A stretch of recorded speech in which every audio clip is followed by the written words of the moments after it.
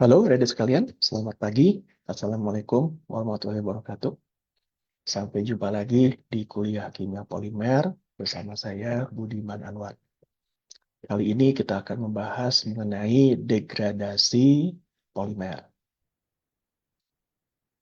Baik, adik sekalian, dalam sains polimer, degradasi merupakan suatu proses yang kompleks yang dialami oleh material polimer yang terpapar di lingkungannya, sehingga kehilangan sifat aslinya.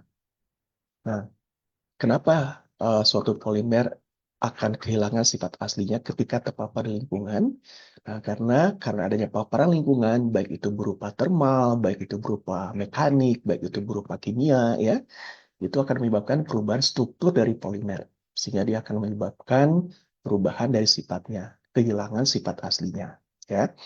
Nah, kemudian kenapa degradasi disebut sebagai proses yang kompleks? Karena memang penyebab degradasi tidak diakibatkan oleh satu hal saja, tetapi bisa disebabkan oleh beberapa hal yang bergabung. Misalkan tidak hanya termal, tapi bisa dengan termal dengan foto, atau termal dengan mekanik, termal dengan kimia dan sebagainya. Ya, makanya disebut sebagai proses yang kompleks. Nah, kemudian uh, proses degradasi itu biasanya merupakan proses yang tidak diinginkan. Kenapa tidak diinginkan? Karena memang akan menurunkan kinerjanya, sehingga tidak diinginkan, gitu ya. Perubahan struktur yang terjadi akibat degradasi itu akan menurunkan kinerjanya, sehingga proses itu tidak diinginkan. Selanjutnya, pusat aktif degradasi yang dominan adalah radikal bebas. Dan radikal bebas ini dapat terbentuk dalam polimer karena adanya paparan termal, ya, atau juga paparan dari cahaya atau juga kimia atau gabungannya, disebut fotokimia, atau bisa juga secara mekanokimia atau melalui proses oksidasi dan lain-lain, ya. Nah, jenis inisiasi terbentuknya radikal bebas itu digunakan untuk menunjukkan jenis dari degradasi polimer. Misalnya, kalau radikal bebas terbentuk secara termal, maka disebut sebagai degradasi termal, gitu ya. Kalau seandainya radikal bebas terbentuk karena adanya paparan cahaya, maka dapat disebut sebagai fotodegradasi, dan seterusnya. Nah, ini beberapa jenis dari degradasi polimer, ya.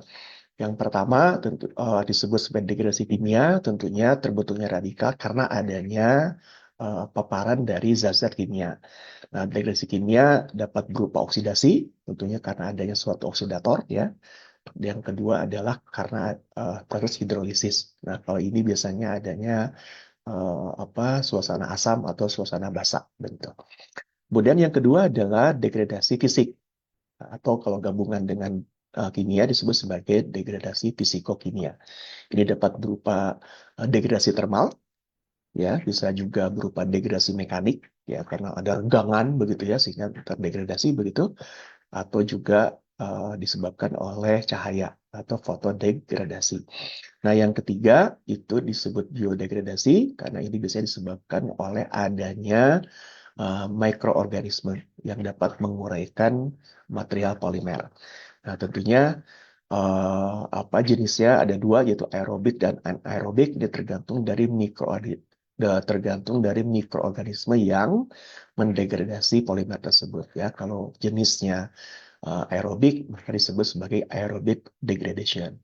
Tapi kalau jenis dari mikroorganisme itu adalah anaerobik, maka disebut sebagai anaerobic degradation.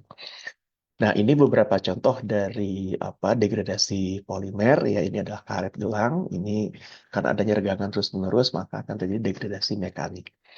Ini adalah jemuran, ya, yang ini belum mungkin yang baru, ini sudah lama digunakan. Ini adalah karena ada paparan cahaya matahari, ya, sehingga disebut sebagai fotodegradasi. Mungkin bisa bergabung dengan termal, ya, di sana.